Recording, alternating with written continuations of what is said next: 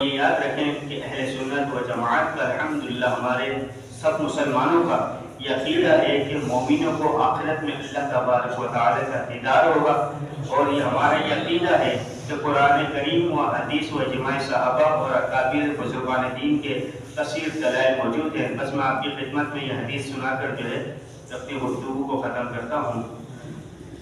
مسلم شریف کے حدیث میں ہے، جنتیوں کے جنت میں داخل ہونے کے بعد اللہ تبارک و تعالی فرمائے گا، کیا تم چاہتے ہو کہ تم پر اور زیادہ عنایت کرو؟ وہ عرض کریں گے، یا رب، کیا تو نے ہمارے چہرے سفید نہیں کیے؟ کیا تو نے ہمیں جنت میں داخل نہیں فرمایا؟ کیا تو نے ہمیں دوزخ سے نجات نہیں دی؟ تو رسول اللہ صلی اللہ تعالی علیہ وسلم نے فرمایا، پھر پردہ اٹھا دیا جائے گا تو دیدار الہی انہیں ہر نعمت سے زیادہ پیارا ہوگا۔ نہیں کہ رب تبارک و تعالی جب اپنے حجاب کے پردے ہٹا دے گا اور سامنے مومنین ہوں گے، اللہ پاک ہمارا خاتمہ ایمان پر فرمائے۔ انشاءاللہ بروز قیامت جنت میں اپنے رب کا ہم دیدار کریں گے۔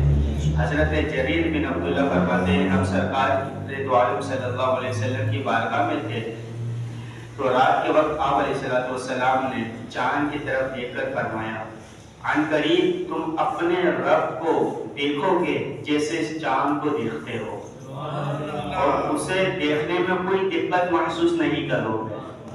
اور اسی طرح عزیزان گرامی، حضور علیہ السلام کی کثیر حدیث مبارکہ میں مختصر آپ کی خدمت میں عرض کر دوں۔ جب حضرت ابو ہریرہ رضی اللہ تعالیٰ عنہ سے روایت ہے، مسلم شریف کی حدیث ہے، صحابہ کرام علیہم رضوان نے عرض کیا، رسول اللہ صلی اللہ علیہ وسلم، کیا ہم قیامت کے دن اپنے رب کو دیکھیں گے؟ تو حضور علیہ السلام نے فرمایا، کیا دوپہر کے وقت جب بادل نہ ہو تو سورج دیکھنے میں تمہیں کوئی دقت ہوتی ہے، تکلیف ہوتی ہے؟ انہوں نے عرض کی نہیں۔ تو آقا کریم صلی اللہ علیہ وسلم نے فرمایا کہ 14ویں رات کو جب بادل نہ ہو، چاند کی طرف، چاند کے اوپر بادل نہ ہو، کیا تمہیں چاند دیکھنے میں کوئی دقت یا تکلیف ہوتی ہے؟ تو صحابہ کرام نے عرض کی نہیں۔ تو آقا کریم صلی اللہ علیہ وسلم نے فرمایا، اس ذات کی قسم جس کے قبضہ قدرت میں میری جان ہے، تمہیں اپنے رب کو دیکھنے میں اسی طرح کوئی تکلیف نہیں ہوگی جس طرح تم چاند کو دیکھ رہے ہو، اس سورج کو دیکھ رہے ہو۔ اللہ تبارک و تعالی ہمارے ایمان کی حفاظت فرمائے اور بروز قیامت جو اللہ تبارک و تعالی اپنا دیدار ہم تمام کو عطا فرمائے۔